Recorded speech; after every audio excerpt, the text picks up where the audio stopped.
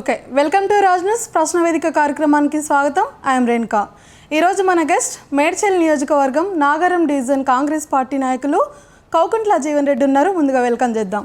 Hello అండి, ఎలా ఉన్నారు? బాగున్నానండి. ముందుగా మీ కుటుంబం నేపథ్యం ఏంటంటే ఏం చెప్తారు? మా ఫాదర్ రియల్ ఎస్టేట్ బ్యాక్గ్రౌండ్ అండి. మాది కరీంగూడ విలేజ్. మా ఫాదర్ సిన్స్ 25-30 ఇయర్స్ నుండి రియల్ ఎస్టేట్లో ఉన్నారు. నేను అదే కంటిన్యూ చేస్తున్నా ఆఫ్టర్ మై బీటెక్. మా బాబాయ్ వచ్చేసి సర్పంచ్, ఇప్పుడు మాజీ సర్పంచ్ ఇప్పుడు.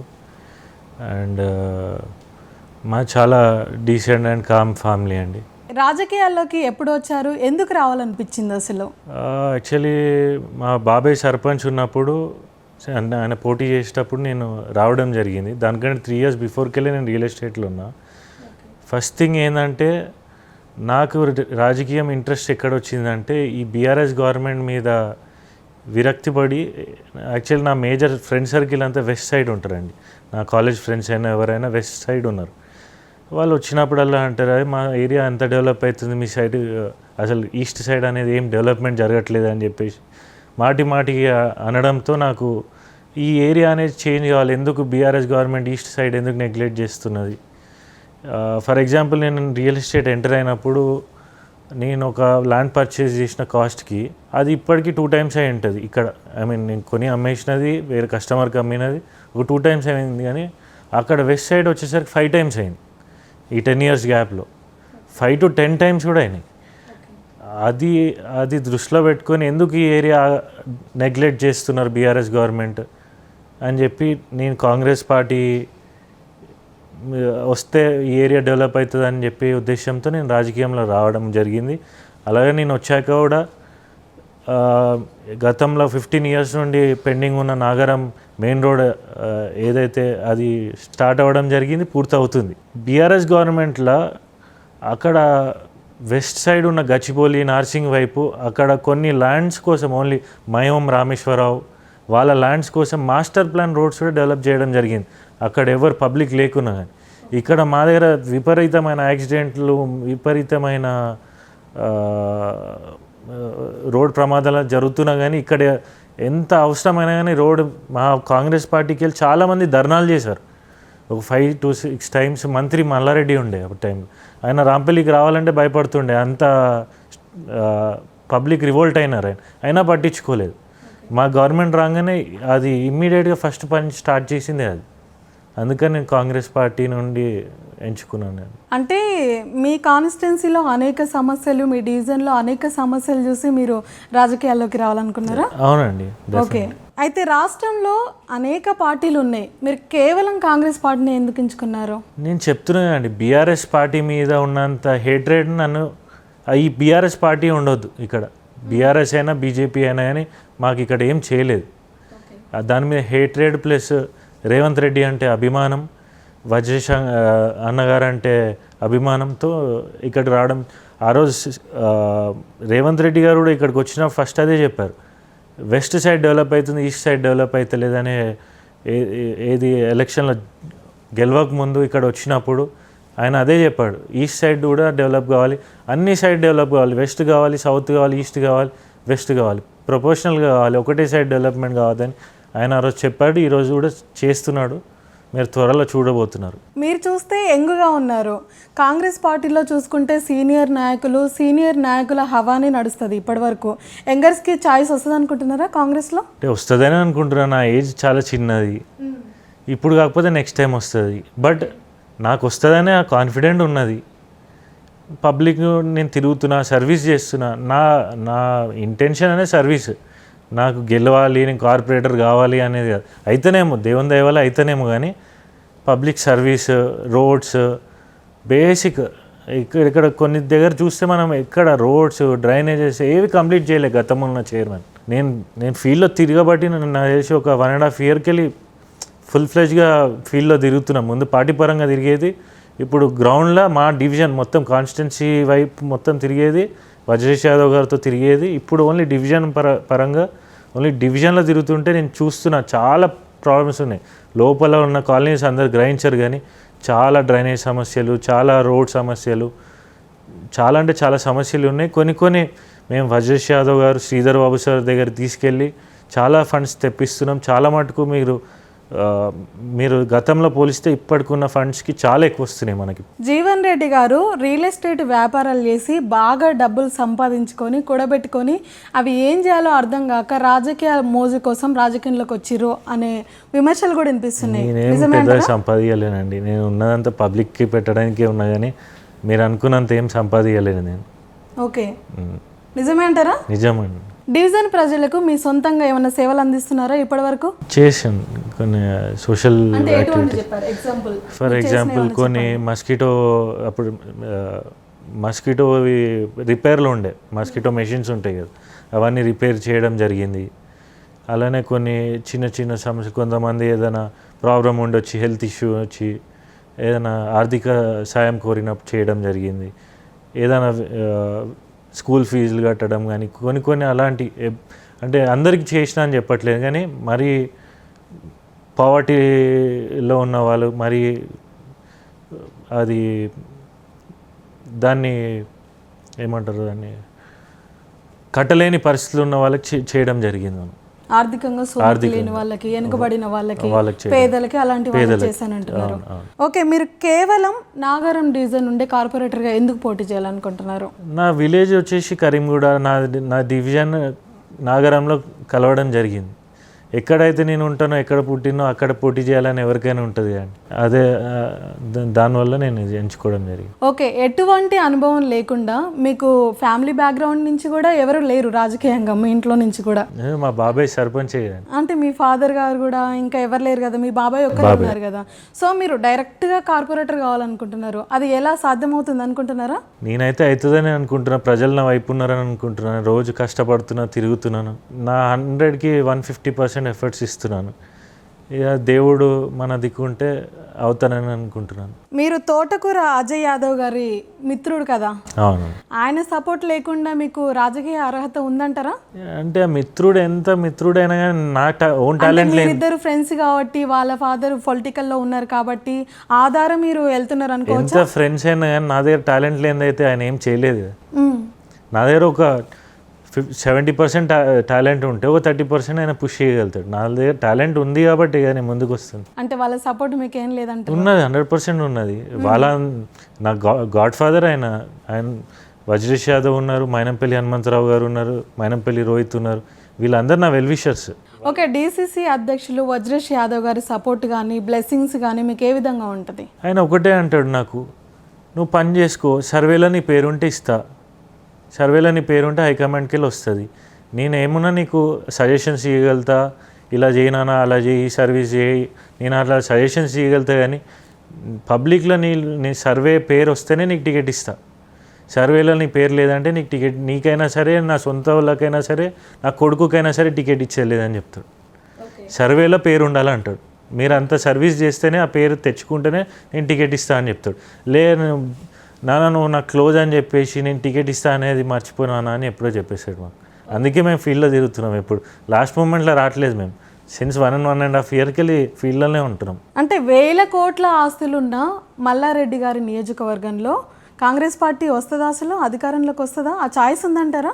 యాక్చువల్లీ మొన్న దెబ్బకి అయిపోయింది అనుకున్నాం, మేము వచ్చేస్తుంది అనుకున్నాం. కానీ కొంచెం ఏంటంటే సిటీ వాతావరణంలో కొంచెం బీఆర్ఎస్ గాలి చూపించింది. అది ఎందుకంటే కొంతమంది బిజినెస్ వాళ్ళు వస్తుందో లేదో, గవర్నమెంట్ వేయాలనుకున్నా కానీ, కాంగ్రెస్కి వేయాలనుకున్నా కానీ భయపడి, వ్యాపారస్తులు వీళ్ళందరూ భయపడి మళ్ళీ బిజినెస్ ఏమవుతుందో అని కొంచెం సిటీలో బీఆర్ఎస్కి వేవ్ రావడం వల్ల కొంచెం నాకు తెలిసి స్టేట్లోనే హైయెస్ట్ ఓటింగ్ వచ్చింది వజ్రేష్ యాదవ్ గారికి. 1,52,000 ఓటింగ్ అనేది నాకు తెలిసి స్టేట్లోనే హైయెస్ట్. చాలా పెద్ద కాన్స్టిట్యున్సీ ఓడిపోయింది కూడా జస్ట్ 32,000 ఓట్స్తోనే. ఒక 15,000 అనేది కొంచెం మేము ఆయన విపరీతమైన డబ్బులు అన్నీ చేయాలన్నీ చేసిండు ఆయన, చేయండి నేను. ఈక్వల్గా వజ్రేష్ యాదవ్ గారికి లేదంటారా? డబ్బు కానీ, ఆ హోదా కానీ, ఆ బిజినెస్లు కానీ లేదంటారా? ఆయన మల్లారెడ్డి దాంట్లో ఒక 20% ఉన్న ఆయన ఎప్పుడూ ఎమ్మెల్యే అయిపోతుండే. ఆయన 3 times కంటెస్ట్ చేసిండండి. ఇప్పటివరకు అన్నీ అమ్ముకొని ఆల్మోస్ట్ ఎన్నిసార్లు, ఆల్మోస్ట్ 3rd time అంటే ఆయన చాలా ఫైనాన్షియల్లీ వీక్ అయిపోయారు. మీ విషయానికి వస్తే మీరు డివిజన్ ప్రజలకి అస్సలు అందుబాటులో ఉండరని, ఏదన్నా ప్రోగ్రాంలు ఏమన్నా జరుగుతున్నప్పుడు మాత్రమే వస్తుంటారని విమర్శలు వస్తున్నాయి. లేదు, తప్పండి, అది మీరు కనుక్కోండి కరెక్ట్గా. నేను ఎప్పుడైనా వాళ్ళకి అవైలబుల్ ఉంటాను. నేను వాళ్ళు కాల్ చేస్తే నేను 1 hour లోపల అక్కడ ఉంటాయి, ఎక్కడైనా కానీ సరే. అది మీకు ఎవరు చెప్పారు కానీ తప్పు ఇన్ఫర్మేషన్. నేను రాత్రి 12 వరకు కూడా ఫోన్ కాల్ ఆన్సర్ చేస్తాను. నేను ఎవరు ఏ ప్రాబ్లం కాల్ చేస్తే నేను 12 అప్పుడప్పుడు 2-3 కూడా కాల్స్ వస్తాయి నాకు. ఏదైనా ఎమర్జెన్సీ కాల్స్, పోలీస్ స్టేషన్ అయినా ఏదైనా ఏ కాల్ అయినా నేను కంపల్సరీ అటెండ్ అవుతా. అవసరమైతే వెళ్ళి ఆ సమస్యను దగ్గరికి వెళ్ళి తీరుస్తా కూడా. ప్రస్తుతం డివిజన్లో మేజర్గా ఉన్న సమస్యలు ఏంటి? ఇప్పటి వరకు కానీ గతంలో కానీ ఎటువంటి డెవలప్మెంట్ చేశారు మీ డివిజన్లో? మేజర్ ప్రాబ్లమ్స్ అంటే మా చాలా పెద్ద డివిజన్ అండి. చాలా అంటే అరౌండ్ నాకు తెలిసి సిటీలోనే నాకు తెలిసి 2nd or 3rd ఉంటుంది. లార్జ్లో అయినా పాపులేషన్లో అయినా కానీ ఏదైనా కానీ. దీంట్లో ఏంటంటే కొన్ని విలేజెస్ కలిసాయి. భోగారం అయినా, కరీంగూడ అయినా, గోధుమకుంట అయినా, రాంపల్లి దాయర్ అయినా, ఈ విలేజెస్ అన్నీ దీంట్లో కొత్తగా కలిసాయి. ఇప్పుడు ఈ గతంలో గ్రామ పంచాయతీ ఉండేటి. దీంట్లో చాలా డెవలప్మెంట్ ఇంకా కావాల్సి ఉన్నది. ఇది డెవలపింగ్ ఏరియా. మేజర్గా ఏంటంటే ఇక్కడ డ్రైనేజ్ వ్యవస్థ, సీసీ రోడ్స్ అండ్ సెక్యూరిటీ, ఇవి 3 పాయింట్స్ అనేది చాలా లాగ్ అయి ఉన్నది. గతంలో ఉన్న ప్రభుత్వం చాలా మటుకు మట్టి రోడ్లే, గుంతలు, వర్షాకాలం వస్తే మునిగిపోవడాలు ఇవే జరుగుతున్నాయి. దీనికి మనకు చాలా అంటే చాలా నిధులు కావాలి. ఫస్ట్ ఆఫ్ ఆల్ దీనికి కావాలంటే అధికార పార్టీ ఇక్కడ ఉంటే ఫండ్స్ తీసుకురాగలుగుతుంది. ఇప్పుడు మనం అధికారంలో లేని పార్టీని తెచ్చుకుంటే మనం ఇక్కడ ఆ ఫండ్స్ అనేది మినిస్టర్ దగ్గర పోలేము, సీఎం దగ్గరికి పోలేము. అవసరం ఉంటే ఆ ఫండ్స్ అనేది నేను కూడా ఇప్పుడు కొన్ని ఫండ్స్ తీసుకొస్తున్నా. ఎందుకంటే నాకు వజ్రేష్ యాదవ్ గారిని పట్టుకొని శ్రీధర్ బాబు సార్ దగ్గరికి వెళ్ళి ఎండోర్స్మెంట్ చేయించి లెటర్స్ ఆయనని బతిలిమాడి రిక్వెస్ట్ చేసి కొన్ని ఫండ్స్ తీసుకొస్తున్నాం. మా లీడర్స్ అందరం కలిసి, నాగరం డివిజన్ అధ్యక్షులైనా ఎవరైనా అందరం కలిసి పోయి రిక్వెస్ట్ చేసి ఫండ్స్ తీసుకురాగలుగుతున్నాం. అదే ఆపోజిషన్ పార్టీలు ఉంటే అది మనం చేయలేము. అది అధికార పార్టీలు ఉన్నా కాబట్టి చేయగలుగుతున్నా. నా కాన్ఫిడెన్స్ ఏంటంటే ఇప్పుడు నేను నేనైనా మా పార్టీకి ఎవరు గెలిచినా కానీ అధికారంలో ఉన్నాం కాబట్టి శ్రీధర్ బాబు సార్ని, సీఎం రేవంత్ రెడ్డి గారిని రిక్వెస్ట్ చేసి మరి నిధులు ఎక్కువ తీసుకొని వచ్చింది ఈ ప్రాంతంని సీసీ రోడ్లు, డ్రైనేజ్లు అన్నీ డెవలప్ చేయగలుగుతామని అనుకుంటున్నాం. డివిజన్లో డ్రైనేజీ మరియు దమ్మాయిగూడ, కరీంగూడ రోడ్డు సమస్యలు విపరీతంగా ఉన్నాయి అని ప్రజలు చెప్తున్నారు. దానిపైన మీ చర్యలు ఏ విధంగా ఉండబోతున్నాయి? యాక్చువల్లీ కరీంగూడ రోడ్ అయినా, దమ్మాయిగూడ రోడ్ అయినా ఆల్రెడీ శాంక్షన్ అయినాయి రోడ్స్. ఇది ఏదైతే నాగరం రోడ్ స్టార్ట్ అయిందో అదే టైంలో స్టార్ట్ కావాల్సినది. యాక్చువల్లీ కాంట్రాక్టర్ ఏమని చెప్తాడంటే మాకు చెర్లపల్లి రోడ్ అయితే ఏమైందంటే స్టార్ట్ చేశారు వాళ్ళు. వర్క్ స్టార్ట్ చేస్తే కొంతమంది కోర్టుకు వెళ్ళడం జరిగింది. కోర్టుకు వెళ్ళడం జరిగితే అక్కడ 100 feet రోడ్ ఉన్నది, అక్కడక్కడ 40 feet, 60 feet, 70 feet రోడ్ అయిపోయింది. కాంట్రాక్టర్ అన్నాడంటే మీరు ఫస్ట్ ల్యాండ్ అక్విజిషన్ చేయండి. ల్యాండ్ అక్విజిషన్ చేసినాకనే నేను స్టార్ట్ చేస్తాను. మేము ఒక్కరు కోర్టుకు వెళ్ళినా కానీ మాకు ఇబ్బంది అవుతుంది సార్, మళ్ళీ మధ్యలో సగంలో మేము వెళ్ళిపోలేము, మీరు అక్విజిషన్ చేయమని చెప్తే వాళ్ళు కూడా ఇప్పుడు మన టీపీఓగా టౌన్ ప్లానింగ్ వాళ్ళు వీళ్ళందరూ కూడా నోటీసులు ఇవ్వడం జరుగుతుంది. వాళ్ళ బిల్డింగ్ అయినా కానీ అగ్రికల్చర్ ల్యాండ్ పోయినా కానీ సరే వాళ్ళకి కంపెన్సేషన్ మాట్లాడి ఏంటో ఇప్పుడు మార్కెట్ రేట్కి 3 times ఇస్తారు జనరల్గా అయితే. టీడీఆర్ కానీ లేదంటే వాళ్ళకి అకౌంట్లో కానీ వైట్ ట్రాన్స్ఫర్ చేయడం కానీ అక్విజిషన్ జరిగిన త్వరలోనే వర్క్ స్టార్ట్ అవ్వబోతుంది. ఆల్రెడీ నోటీస్ ఇవ్వడం జరిగింది. అది మనం శాంక్షన్ లేనిది కాదు, ఆల్రెడీ శాంక్షన్ అయింది, దానికి బడ్జెట్ కూడా అలొకేట్ అయింది. జస్ట్ ఇదే ఒక కారణంలో ఆగింది. అది త్వరలో స్టార్ట్ అవ్వబోతుంది. ఓకే, ముఖ్యంగా డివిజన్లో డంపింగ్ సమస్య విపరీతంగా పెరిగి ప్రజలకు బాగా ఇబ్బంది అయ్యి బ్రీతింగ్ సమస్యలు వచ్చి చాలా ఇబ్బంది పడుతున్నారని కొన్ని అక్కడ ప్రజలు చెప్తున్నారు. దానికి మీరు ఏ విధంగా స్పందిస్తారు? యాక్చువల్గా మాకు కొంచెం Jawahar Nagar dumping yard actual మా డివిజన్లో లేదు. డంపింగ్ యార్డ్ అనేది జవహర్ నగర్ డివిజన్లో ఉన్నది. యాక్చువల్లీ కొంచెం దగ్గరే, కానీ అది సీఎం గారు ప్రయత్నిస్తున్నారు. ఇక్కడికి వెళ్ళి కొంచెం పార్ట్స్గా డివైడ్ చేసేసి వేరే ఏరియాస్లో ఎక్కడ డంప్ అక్కడనే వచ్చేలాగా ప్లాన్ చేస్తున్నారని అక్కడ రైతులతో డిస్కషన్స్ నడుస్తున్నాయి.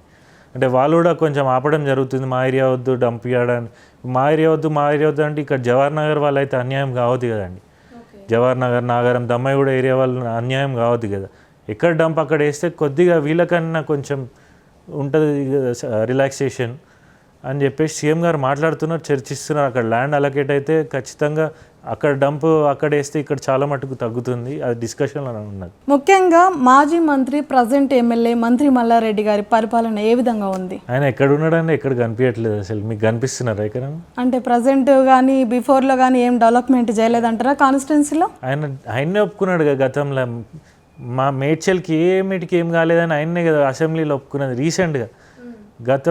అసలు మాకు ఏమి రాలేదు, మేడ్చల్కి ఏమి లేదు, రోడ్ లేదు, డ్రైనేజ్ లేదని ఒప్పుకున్నదే ఆయన కదా. మీరు గతం వీడియో చూడండి మీరు ఒకసారి, అసెంబ్లీలో మాట్లాడినది, బయట కూడా కాదు. ఆయన మంత్రి ఉండి మరి ఏం చేసిండో 10 ఏళ్ళకి వెళ్ళి ఏం లేదు అని ఇప్పుడు చెప్తున్నాడు కొత్తగా. ఆయన మంత్రి ఉండి ఎంపీగా ఉన్న 10 ఏళ్ళకి వెళ్ళి ఆయనే ఉన్నాడు, ఎంపీ ఉండే తర్వాత మంత్రి ఉన్నాడు. ఆయన ఏం చేసిండు మీరు కంపేర్ చేసుకుంటే ఆయన 10 ఇయర్స్లో చేసినది ఈ 2-3 ఇయర్స్లో అయినది ఈక్వల్ ఉంటుంది, ఇంకా ఎక్కువనే మేము చేస్తున్నది. ఇప్పుడు కాంగ్రెస్ పార్టీ ఒకవేళ అధికారంలోకి వస్తే కాన్స్టిట్యున్సీలో ఏ విధమైన అభివృద్ధి జరగబోతుందంటే ఏం చెప్తారు? ఖచ్చితంగా అండి. ఇప్పుడు మీరు కూడా ఇలాగే మాటలు చెప్పి అధికారం వచ్చిన తర్వాత తప్పించుకుంటారేమో కదా. డివిజన్లో అంటున్నారా మీరు, కాన్స్టిట్యున్సీలో అంటున్నారా? కాన్స్టిట్యున్సీలో కానీ డివిజన్లో కానీ. కాన్స్టిట్యున్సీ అయితే ఇప్పుడు మీరు చూస్తే మల్లారెడ్డి ఆయన ఒక బిజినెస్ మ్యాన్, ఆయన టైం కేటాయించాడు పబ్లిక్కి. మీరు అదే వజ్రేష్ యాదవ్ గారిని చూస్తే ఆయన పొద్దున లేస్తే రాత్రి వరకు ఒకటే పబ్లిక్తో పబ్లిక్. ఆయన బిజినెస్ తక్కువ, పబ్లిక్ ఎక్కువ. ఇప్పుడు మల్లారెడ్డి దగ్గర పోతే మీరు అక్కడ లోకల్ లీడర్లు ఉంటారు, వాళ్ళకి చెప్పుకోరు. వజ్రేష్ యాదవ్ అట్లా కాదు, ఆయననే చూస్తాడు, ఆయన్నే అధికారులతో మాట్లాడతాడు, ఆయన్నే మంత్రి గారి దగ్గర తీసుకెళ్తాడు, ఆయన్నే దాన్ని రిజాల్వ్ చేస్తాడు. అలా ఉండాలి లీడర్ అంటే. కానీ మీరు బిజినెస్ చేసుకోండి పోయి, మీరు ఆ రియల్ ఎస్టేట్ చేసుకోండి, ఎవరైనా ఈ పనులకు ఎందుకు వచ్చిరని లీడర్లను అడిగితే మీరు కనుక్కోండి బీఆర్ఎస్ పార్టీ లీడర్లని, ఏమైనా పనులు ఉంటే చేసుకోండి, ఊరికి ఈ పనులకు ఎందుకు వస్తారని అంటారు మల్లారెడ్డి. కనుక్కోండి, నేను చెప్పినట్టు కాదు, బీఆర్ఎస్ పార్టీ వాళ్ళని అడిగాను. అయితే నాగారం డివిజన్లో అనేక మంది సీనియర్ నాయకులు ఉన్నారు, వారందరినీ కాదని పక్కకు పెట్టి మీకు టికెట్ వస్తుంది అనుకుంటున్నారా? నేను వస్తుందని 100% చెప్తలేను, రాదని కూడా అంటలేను. నాకు టాలెంట్ ఉండి నేను పబ్లిక్ నన్ను ఆదరిస్తున్నారంటే నాకు టికెట్ వస్తుంది. ఇప్పుడు వజ్రేష్ యాదవ్ అయినా, హనుమంతరావు అయినా, సీఎం రేవంత్ రెడ్డి అయినా ఇవ్వాలనుకుంటే అది కాదు, పబ్లిక్లో నాకు ఉండాలి. పబ్లిక్లో నాకు సర్వే ఉంటే నాకు వస్తుంది టికెట్. మా సీనియర్లకు ఉంటే మా సీనియర్లకు వస్తుంది. ఓకే, వాళ్ళని పక్కన పెట్టి మీకు టికెట్ ఇచ్చేంత బెటర్ మీలో ఏముందని ఇవ్వాలి? అసలు ఏం చూసి మీకు అర్హత ఉందని టికెట్ ఇవ్వాలి? మీరు అది నన్ను అడిగితే నేను చెప్పుకున్నట్టు ఉంటుంది. మీరు చెప్పుకోవాలి కదా, అసలు మీ పొజిషన్ ఏంది, మీకు ఎందుకు ఇవ్వాలి, మీరు ప్రజలకి ఏం చేస్తారు, కొత్తగా చైతన్యం ఏం చేస్తారు అనేది తెలియాలి కదా డివిజన్ ప్రజలకి. నేనైతే ప్రతిరోజు ఒక్కొక్క కాలనీ చప్పున రోజు ఆ కాలనీలో మీటింగ్ పెట్టడం జరుగుతుంది. అక్కడ ఉన్న సమస్యలు కనుక్కోవడం జరుగుతుంది. దాని మీద వజ్రేష్ యాదవ్ గారికి చెప్పి మన అధికారులతో మాట్లాడి కొంచెం రిజాల్వ్ చేయడం జరుగుతుంది. నేను పోయిన ఒక ఫర్ ఎగ్జాంపుల్ ఒక 50 కాలనీస్ వెళ్తే నాకు తెలిసి ఒక 30 కాలనీస్ వరకు ఇప్పటివరకు దాంట్లో ప్రాబ్లం రిజాల్వ్ అయినాయి. నేను విజిట్ నేను వాళ్ళకు కూడా అదే చెప్తున్నా, ఇప్పుడులో ఎలక్షన్ వచ్చేది లేదు, నేను అన్ని కాలనీస్ తిరుగుతున్నా. ఎలక్షన్ వచ్చినప్పుడు నేను పని చేస్తేనే నాకు ఓటేయండి, మీకు నేను చేస్తా అన్నది చెప్పినది చేస్తేనే మీరు నాకు ఓటేయండి అనే చెప్తున్నాను నేను వాళ్ళకి. అయితే కాంగ్రెస్ ప్రభుత్వం వచ్చిన తర్వాత రియల్ ఎస్టేట్ వ్యాపారాలు పడిపోయినాయని అది చాలా తప్పండి. నేను అదే చెప్తా, నేను చాలామందికి అదే చెప్తా. నేను రియల్ ఎస్టేట్ ఫీల్డ్లోనే ఉన్నా అండి. బీఆర్ఎస్ గవర్నమెంట్ ఇప్పుడు ఎలక్షన్ కంటే బిఫోర్ 2 ఇయర్స్ బిఫోరే కరోనా తర్వాత రియల్ ఎస్టేట్ అనేది పడిపోవడం జరిగింది. అది బీఆర్ఎస్ గవర్నమెంట్లోనే పడిపోవడం జరిగింది. ఇంతకంటే దారుణంగా ఉండే 2 ఇయర్స్. ఒక ప్లాట్ అమ్మలేకపోయినారు జనాలు. ఇప్పుడైనా కొంచెం అటు ఇటు చూసి రేటు సరే అని చెప్పి తీసుకుంటున్నారు, కానీ ఆ 2 ఇయర్స్ అయితే చాలా నరకం అనుభవించింది రియల్ ఎస్టేట్. నేను రియల్ ఎస్టేట్ చేస్తా కాబట్టి నేను చెప్తున్నా, బీఆర్ఎస్ గవర్నమెంట్లోనే రియల్ ఎస్టేట్ పడిపోవడం జరిగింది. ఇక్కడ కాదు, బీఆర్ఎస్ అనేదే కాదు, through out the country real estate అనేది సాచ్యురేట్ అయింది. అది కొంచెం అది ఏంటంటే బయటి కంట్రీ ఇన్వెస్ట్మెంట్స్ తగ్గడం వల్ల, యూఎస్కి వెళ్ళి ఫండింగ్ తగ్గడం వల్ల, అక్కడ జాబ్స్ ప్రాబ్లం కావడం వల్ల తగ్గింది. కానీ గవర్నమెంట్ ఫెయిల్యూర్ అసలు కాదు అది. ఎందుకంటే అది గవర్నమెంట్ ఫెయిల్యూర్ అయితే బీఆర్ఎస్ ఫెయిల్యూర్, అది పడిపోయింది బీఆర్ఎస్ గవర్నమెంట్లోనే. ఇప్పుడు ఇంకా చాలా better, far better real estate ఆ 2 years కంపేర్ చేసుకుంటే. డివిజన్లో ప్రజలకి మీరు ఇచ్చే సందేహం ఏంటంటే ఏం చెప్తారు? మంచి లీడర్ని చూసుకోండి, మీకు ఎవరు మీతో ఉంటున్నారో గ్రహించండి. ఏదో ఈరోజు ఎలక్షన్ టైంలో వచ్చినామా అనేటోళ్ళని కాకుండా మీతో ఎన్ని రోజులకి వెళ్ళి ట్రావెల్ అయ్యి ఎన్ని సమస్యలు తీరుస్తున్నాడు అనేది చూసి మీరు గ్రహించి మంచి వాళ్ళకు ఓటేయండి అని కోరుతున్నాను. ఓకే, ఇప్పుడున్న రాష్ట్రంలో యంగర్స్కి కానీ యువతకు కానీ మీరు ఏదన్నా చెప్పాలి, సందేశం ఇవ్వాలనుకుంటే ఏం చెప్తారు? ఇప్పుడు జెన్జీస్ అనుకుంటే ఏదంటే అది చేయొచ్చు. మీరు గతంలో ఇప్పుడు రీసెంట్గా చూసిండ్రు కదా, మీరు ఒక ఎడ్యుకేషన్ మినిస్టర్నే దింపేసిండు. తప్పు అని చెప్తే క్వశ్చన్ చేసే జెన్జీ ఇప్పుడు దింపగలే శక్తి ఉన్నది జెన్జీకే. జెన్జీ అనేది చాలా పవర్ఫుల్ అయిపోయింది. ఇప్పుడు యువకులు అనుకుంటే ఏదైనా జరుగుతుంది. వాళ్ళు కరెక్ట్ వేలో, ఇప్పుడు మేమైనా యువకులమే, మేము కరెక్ట్ వేలో పోతే ఈ కంట్రీ అనేది కరెక్ట్ వేలో పోతుంది. ఇప్పుడు ప్రశ్నిస్తుంది యువత. ఇప్పుడు వేరే వాళ్ళు ఎవరు ప్రశ్నిస్తలే, యువత. ఇప్పుడు కాంగ్రెస్ పార్టీ అనే రాహుల్ గాంధీ వీళ్ళందరూ ప్రశ్నిస్తారు, కానీ వేరే వాళ్ళు అయితే ప్రశ్నించట్లేదు. ఇప్పుడైతే రాష్ట్రంలో కాంగ్రెస్ పార్టీ అధికారంలోకి వచ్చాక హైడ్రా వల్ల చాలామంది నష్టపోయారు, చాలా కుటుంబాలు రోడ్లపైన పడ్డాయి. దాని గురించి మీరు ఏం చెప్తారు? అది చాలా తప్పండి. ఇప్పుడు మీరు మా డివిజన్లో మేము ఎప్పుడైనా వస్తే తీసుకెళ్తా. చాలా పార్కులు మొర పెట్టుకున్నారు, వచ్చి ప్లాట్ వేసి అమ్మేస్తున్నారు. పార్క్ ఉంటే బై నంబర్ వేసి ఇప్పుడు పక్కన ప్లాట్ చేసేస్తున్నారు, పార్క్ కబ్జా చేస్తున్నారు. అంటే చాలా మటుకు పార్కులు క్లియర్ చేసింది హైదరాబాద్ వచ్చి. గతంలో ఉన్న పాలకులు, వేరే పార్టీలో ఉన్న వాళ్ళు పార్కులను కబ్జా చేసి అమ్మేస్తారండి. అది హైడ్రా క్లియర్ చేస్తుంది, కానీ మా దగ్గర ఒక్కళ్ళ పేదోళ్ళ ఇల్లు కూడా కూల్చలేదు ఇప్పటివరకు హైడ్రా అనేది. మా డివిజన్ మటుకైతే నేను చెప్తున్నాను. ఓకే, పార్టీలలో అది కాంగ్రెస్ పార్టీలో మీకు ఇష్టమైన నాయకులు ఎవరు, ఎందుకు? రేవంత్ రెడ్డి. ఎందుకు? అంతే, అది ఒక ఎమోషన్. అంటే రీజన్ ఏదైనా ఉంటుంది కదా మీరు ఇష్టపడడానికి? ఆయన ఎంపీ పోటీ చేసింది మా మల్కాజిగిరిలోనే. ఆయన ఫైటింగ్ స్పిరిట్ అక్కడ కొడంగల్లో ఓడిపోగానే నిరాశపడకుండా ఇక్కడ మల్కాజ్గిరికి వచ్చి, మల్కాజ్గిరి చాలా టఫ్ అండి అసలు. ఆ టైంలో కాంగ్రెస్ గెలవడం చాలా కష్టం. ఎందుకంటే మల్కాజ్గిరిలో చాలా మెజారిటీ వచ్చింది బీఆర్ఎస్కి, మేడ్చల్లో చాలా మెజారిటీ వచ్చింది, చాలా చోట్ల ఇప్పుడు పార్లమెంట్లో ప్రతి దగ్గర బీఆర్ఎస్ లీడ్ వచ్చింది, చాలా మెజారిటీ వచ్చింది. దాన్ని కొట్టి ఆయన 10,000 మెజారిటీతో రిటర్న్ గెలిచిందంటే చాలా గ్రేట్ అనేది వితిన్ 6 monthsలో. అది ఇన్స్పైరింగ్ ఉంటుంది ఆయన చూస్తే. మీరు అంటున్నారు కదా మల్లారెడ్డిని ఎట్లా 1000 కోట్లకు కొన్నాడు, రేవంత్ రెడ్డి ఎలా కొట్టాడు. మరి మీ కాన్స్టిట్యున్సీ ఫేమస్ అయిందే మంత్రి మల్లారెడ్డి వారి ద్వారా కదా? అది తప్పండి. కాదంటారా? కాన్స్టిట్యున్సీ ఫ్లాప్ అయింది మల్లారెడ్డి వల్ల. అంతే అంటారా? ఫేమస్ అయిందని సోషల్ మీడియాలో మేడ్చల్ అంటే తెలుసు, కానీ పబ్లిక్ ఏం కావాలండి? సోషల్ మీడియాలో మేడ్చల్ అంటే తెలిస్తే కాదు, మేడ్చల్ ఏం పనులు అయినాయనే ఇంపార్టెంట్. చాలా వరకు డెవలప్ చేసినాం అంటున్నారు కదా. ఏం కాలేదు, ఏం కాలేదు. ఆయన్నే ఒప్పుకున్నాడు కదండి అసెంబ్లీలో. మేడ్చల్లో ఏం లేదు, రోడ్లు లేవు, డ్రైనేజ్ లేవు, ఏం లేవు అని ఆయన్నే కదా 10 ఏళ్ళు ఆయన్నే పాలిచ్చినాక మళ్ళీ ఇప్పుడు మా ప్రభుత్వం రాగానే మా మేడ్చల్లో ఏం లేవంటుండంటే ఆయన ఏం చేసినట్టు. అది మీరు ఇంత చిన్న ఏజ్లో పొలిటికల్గా రాజకీయాల్లోకి వచ్చారు. మీలాంటి యంగర్స్ ఎవరన్నా రావాలనుకుంటే వాళ్ళకి మీరు ఇచ్చే సందేశం ఏంటి, వాళ్ళకి మీరు ఇచ్చే సలహాలు ఏంటి? 100% యూత్ అనేది పాలిటిక్స్కి రావాలి. అంటే యూత్కి ఛాయిస్ ఉందంటారా తెలంగాణ రాష్ట్రంలో? కాంగ్రెస్ పార్టీలో అయితే 100% ఉంటుంది, వేరే పార్టీలో.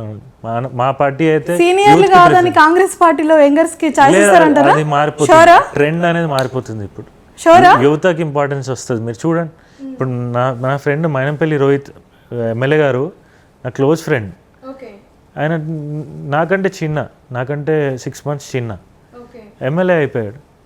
అది కాంగ్రెస్ పార్టీకి వెళ్ళే కదా సాధ్యం. కాంగ్రెస్ పార్టీలో మీ నియోజకవర్గంలో కానీ రాష్ట్రంలో కానీ ఎక్కడ చూసుకున్న వర్గ విభేదాలు, ఎప్పుడు కొట్లాటలు, గొడవలు జరుగుతూనే ఉంటాయి కదా.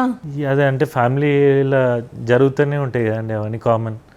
చెప్తారు, అది కామన్. అది పెద్ద ఫ్యామిలీ, మాది చిన్నది కాదు కదా. ఒక్కరు ఉంటే ఏముండదు, మాది చాలా పెద్ద ఫ్యామిలీ, కుటుంబం. అప్పుడప్పుడు కొన్ని అలా ఇలా జరుగుతూ ఉంటాయి. అది మా హైకమాండ్ వచ్చి చెప్తూ ఉంటుంది. ఓకే, మీకు కనుక మిమ్మల్ని గుర్తించి టికెట్ ఇచ్చి మీరు ఒకవేళ గెలిస్తే మీరు ప్రజలకి డివిజన్లో ఎటువంటి సేవలు చేస్తారు? ఒకవేళ ప్రచారంలో మీరు ఎటువంటి హామీలు ఇస్తారు? మీ సొంతంగా ఏమైనా చేయబోతున్నారా? నాది మెయిన్గా ఒకటే అండి, రోడ్స్, డ్రైనేజెస్, సెక్యూరిటీ. ప్రతి కాలనీలో రోడ్స్, డ్రైనేజెస్ ఉండాలి. దాంతోపాటు సీసీ కెమెరాస్, సెక్యూరిటీ. ఇప్పుడు మనం చూస్తున్నాం కొన్ని దగ్గర రాబరీస్ అని, అవన్నీ మనం చూస్తుంటే సెక్యూరిటీ అనేది చాలా ఇంపార్టెంట్ కాలనీస్లో. ఓకే, ఈ మూడు నాది మెయిన్ ఇంటెన్షన్. ఈ మూడు డెవలప్ చేయాలని నాది ఇంటెన్షన్. ఓకే, ఇది ఈనాటి ప్రశ్న వేదిక కార్యక్రమం. మరో గెస్ట్తో మళ్ళీ కలుద్దాం. చూస్తూనే ఉండండి రాజ్ న్యూస్.